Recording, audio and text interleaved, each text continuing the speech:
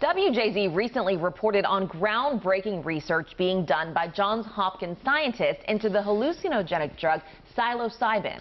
In a clinical setting, they are studying to see if it can help with depression, anxiety, addiction, and even more. But what about the thousands who take the drug on their own, outside of a controlled environment? Denise Koch reports on a global survey launched by Johns Hopkins Behavioral Biology Research Center to learn about the positive and negative effects. Heather Jackson used psilocybin in a controlled setting to help her recover from years of emotional trauma. It was an extremely profound experience and provided a lot of healing for me. Sort of an ego-dissolving, colorful, transformative experience? Yeah, you've described it very well. Heather is president of the nonprofit Unlimited Sciences. Her son, Zakai, was born with a seizure disorder and was near death at the age of 9 when Heather says he was given cannabis and went into remission. Zakai is now 17 on no pharmaceuticals, and Heather is committed to learn more about natural solutions.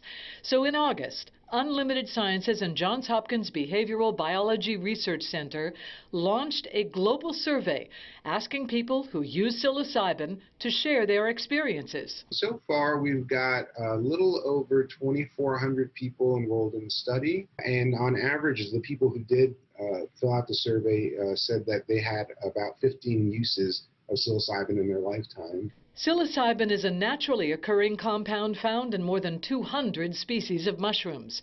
It and other hallucinogenic drugs target the brain's serotonin 2A receptors, setting off a cascade of activity. In a clinical setting, everything is controlled.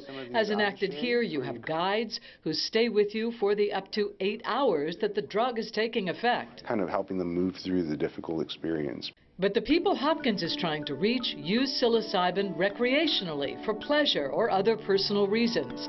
As one survey participant wrote, "My intention is to better understand how I can help the world, be productive, and relieve day-to-day anxiety." Dr. Romeo says about a third of those taking the survey say they have an anxiety disorder. About a quarter have a mood disorder, and about a third have no mental health condition. Were they helped by the drug? We're seeing improvements in stuff like quality of life, social functioning. Similarly, we're seeing things like anxiety, depression, and burnout drop after these experiences. Look at these two images. On the left, the brain without the drug. On the right, the brain on psilocybin. There's far more connectivity on the right. This increase in connectivity may allow for a brief period of plasticity, a period in which the brain can change the way it's connected. That elasticity can take the mind to unexpected places and change the person who takes the trip. About 45% of people said they're doing this for purposes of self-exploration. Participants are surveyed before they take psilocybin, right after, and 2 months later. One person shared, and I quote, "An emotional dam broke during my session. When it was over, I felt emotional vulnerability that slowly gave way to calm and peace. This was possibly the most therapeutic session that I ever had."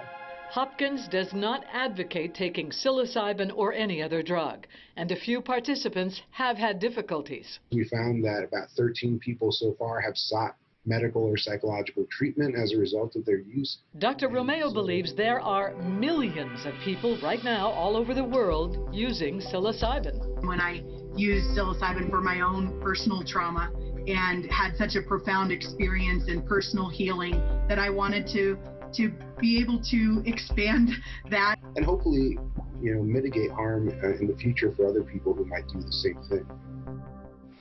Denise, fascinating doesn't begin to describe that story. Yes, it is very fascinating. It's important to remember that these mushrooms, this kind of drug, is thousands of years old, used by many cultures. So this is not the same as something like LSD that has been created in a lab. This is a natural substance. And there are phases to this. I mean, they're going through kind of following the folks who are using this and hoping that they can learn something even from this point on. Right. This is just the beginning of the study. It started in August.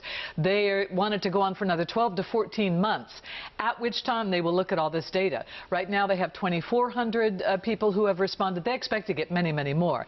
As you heard me say in the story, and it shocked me, Dr. Romeo believes that there are millions of people who use psilocybin at least once or twice or more in their life around the world. Okay. And of course, you know, going through the phases where even marijuana was now kind of dedicated to being, you know, medicinal and recreational.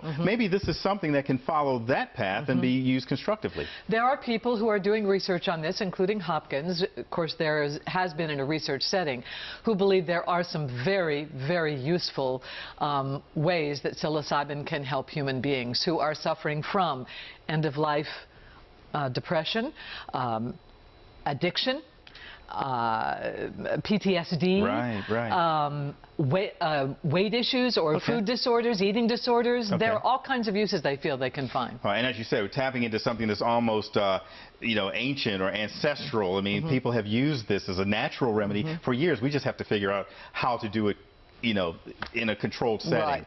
And they did say, as I said in the piece, there are a few people who have afterwards, I think he said 13, have had to seek either psychological or medical help. So it doesn't work for everybody. It isn't passive for everybody.